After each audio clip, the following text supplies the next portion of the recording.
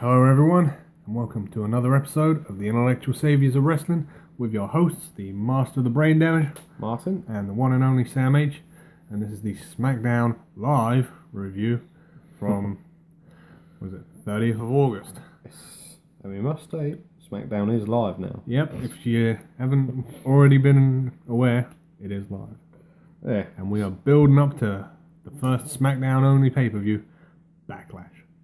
Which should be after WrestleMania, not after SummerSlam. You bastard. So let's get all this crap out of the way. We had The Miz open the show. Ugh. Now this is leading on from the for anyone who's got the WWE Network, the after effects of the Talking Smack show where The Miz was a guest on there, and Daniel Bryan was on there as well. Now, if you've watched this or read the dirt sheets, apparently Daniel Bryan went a bit off script. I mean, it's well known he doesn't like The Miz. Yeah. He called him a coward, basically. He said that he wrestles like he don't want to lose, rather than wrestling to win. Yeah. So, long story short, Miz went on a rant about this for however amount of minutes. About 6 minutes. And then he got interrupted by Dolph Ziggler. And he basically said, well, Miz, you know what you got to do. Shut him up. He said, fight me right here, right now, and you'll shut him up. And in typical Miz fashion, he walked out the ring. Yep. Then as he got to the top of the Titantron, Dolph Ziggler called out to him and said, well, guess what Daniel Bryan said is true, you are a coward. He initially started to get a bit angry, started walking back to the ring, but then his wife calmed him down, sort of said, you don't need to do this and that, and he walked off. Now, this is the problem I have with The Miz. It's not that he wrestles like a coward or anything. He's just irrelevant. Always has been. I mean, he's held the Intercontinental title for, 140 odd days? 140 odd days, and the only time he has been noticed in that time was when he was in a fatal four-way match with three guys who were immensely more talented than him. I mean, you look at all his title runs, his tag title runs, his US title runs, his very failed WWE title run, which was not must-see. No.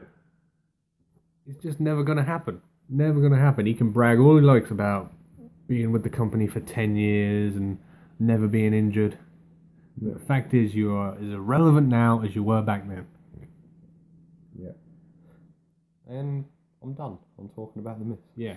Screw you, Miz. I hope you have a terrible Christmas. Alright. And our opening match was from the Tag Team Championship tournament. Yeah. We had the HiPros Oh dear. versus the Vaudevillains.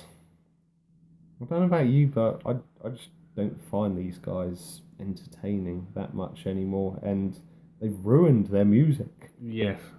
We love the kicking of the chicken. Yeah, they don't even have the Fat Albert coming out announcing them anymore. Gather round, everyone. I mean, Christ, if you watch NXT Brooklyn last year, these guys were on fire when they won the tag titles for the first time. They were. They loved that match. Yeah. And since they've been brought up to the main roster, it's like they don't know what to do with them. No. I don't think this match went on for longer than about 5 minutes. No, it didn't seem to be that long, but no. Long story short, the HiPros picked up the victory. Great. Another tag team no one cares about. It's like, Christ almighty. Next one. Just, Right. I've had enough. Well, started off with a segment talking in the ring, but we had the new face that runs the place, AJ Styles, come out talking about how he beat up John Cena. He did. Yeah, he was backstage telling everyone, face that runs the place, man that beat up John Cena. And then he got stopped when he got to Apollo Crews. Yes.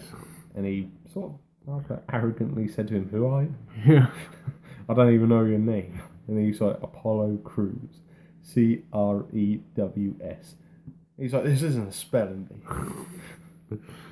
Oh man, he's been on fire, AJ.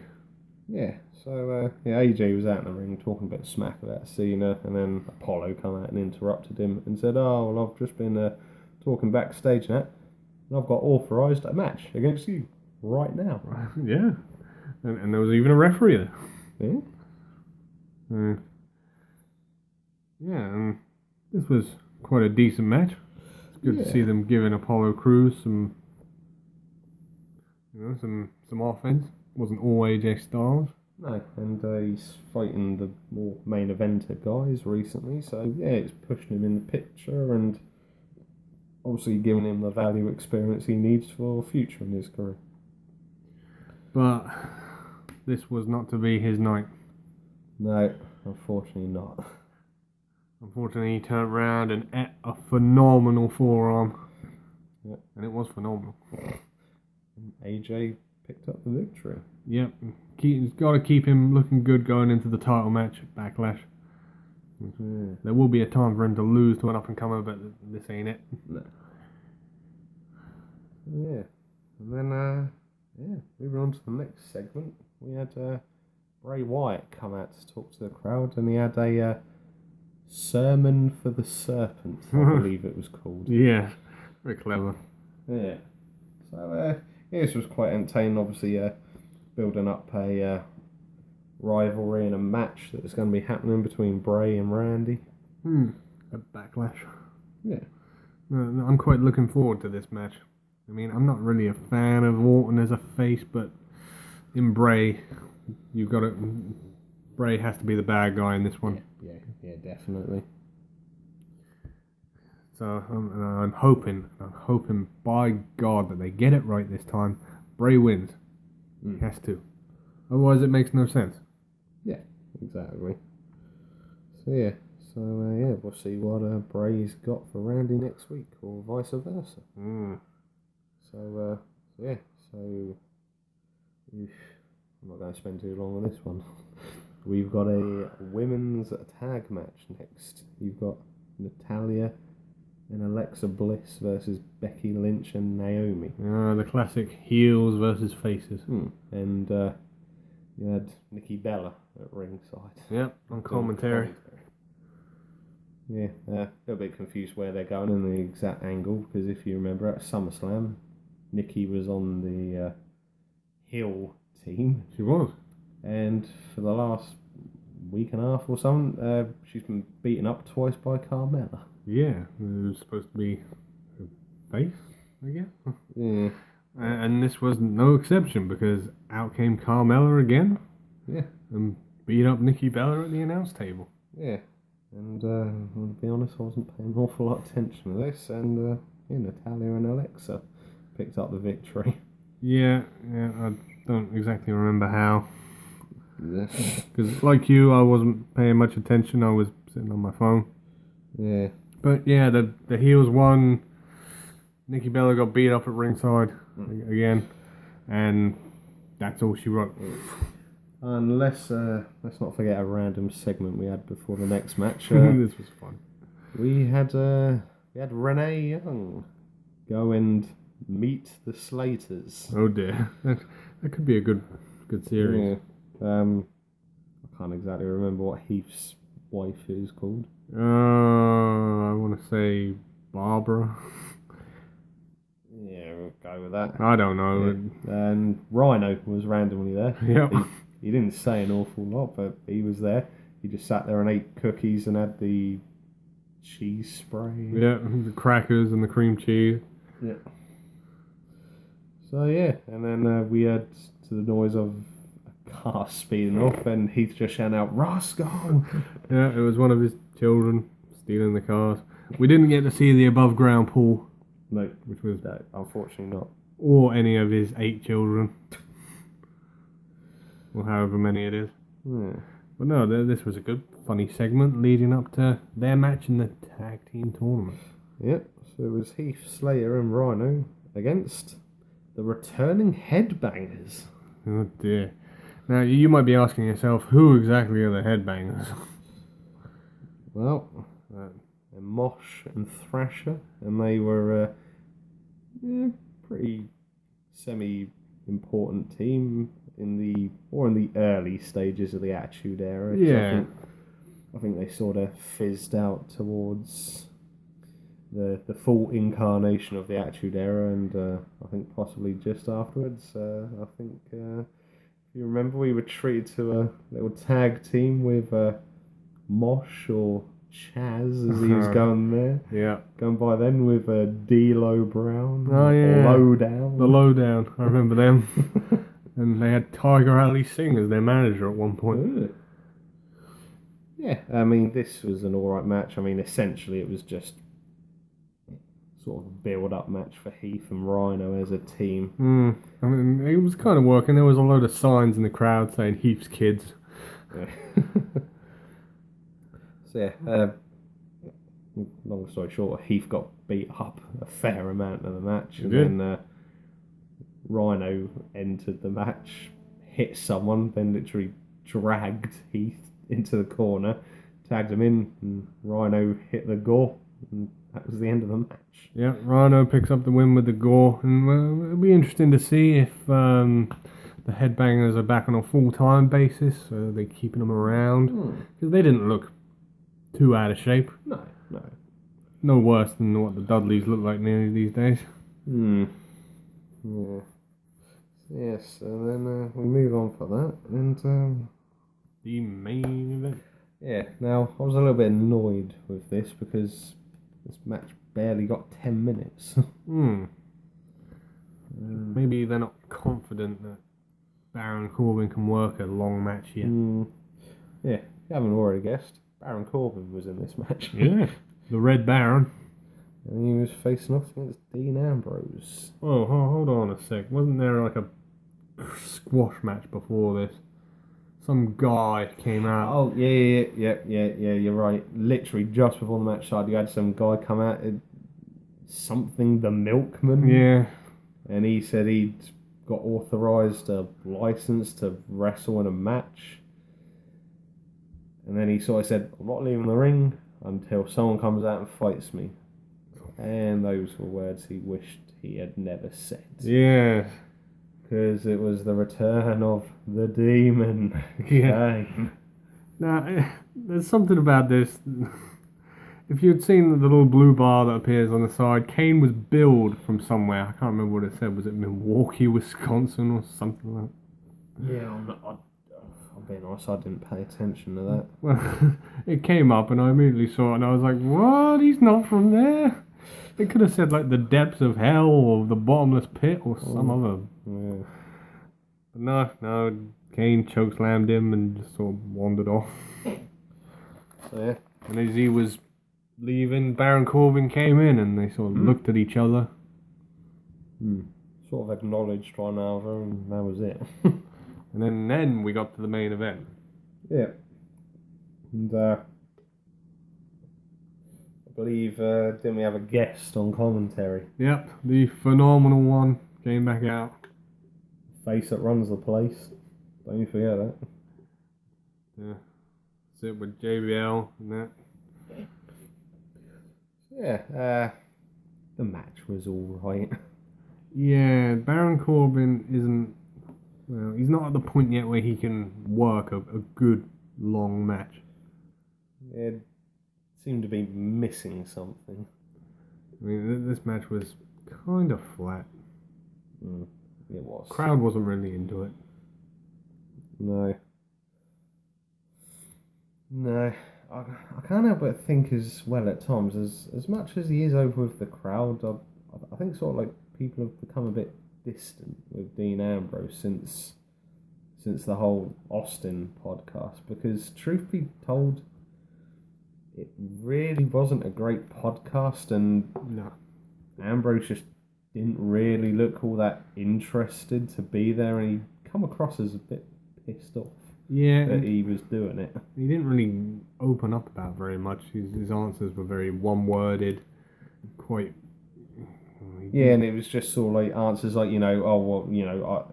this is me, If you don't like it, that's up to you. Yeah, I think Dean needs a foil, someone to play off to really maximise his effect. And the feud's yet to really ignite. I mean, he can be good.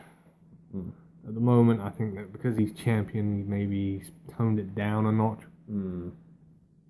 Yeah. So they might want to look into freshening him up a bit. Yeah, I'd say.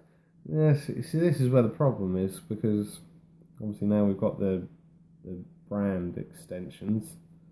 I quite enjoyed his rivalry with Jericho. But obviously because of the brand extension, that's not possible now. Nope. It's all about him fighting people he's not fought before. Yeah. So, Oh, long story short, Dean picked up the victory. He did? Oh, no, sorry. No. Baron Corbin picked up the victory via disqualification. Did he? I don't even remember how this one ended. AJ decided to get involved and he went to hit Ambrose and he ended up kicking Baron Corbin in the face and thus ending the match in a disqualification and Baron Corbin technically picking up the victory. Yeah. And then what I remember afterwards, AJ went to do the phenomenal forearm on Ambrose. Yeah. Oh, gee. And he kicked the turnbuckle. Yeah, and AJ had a case of what's been very quickly put up on the internet. Ring rope-itis. Oh God, get the doctors involved. Bring them back. And sort of make the matters even worse, Dean grabbed the top rope and he started shaking it, and then AJ was flipping out even more in agony.